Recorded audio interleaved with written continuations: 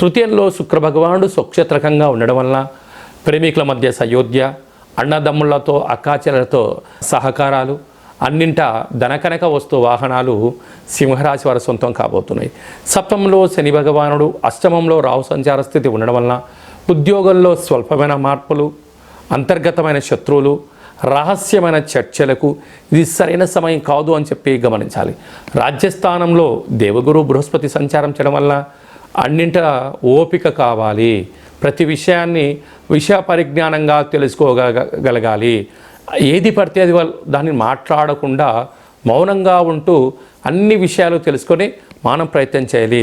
లాభస్థానంలో కుజ భగవానుడు సంచారం చేయడం వలన గృహాలు, వాహనాలు, షేర్లు, క్రయ విక్రయాలు, అద్భుతమైన శత్రువులపైన విజయం సింహరాశి వారి సొంతం కాబోతుందని చెప్పి గమనించాలి.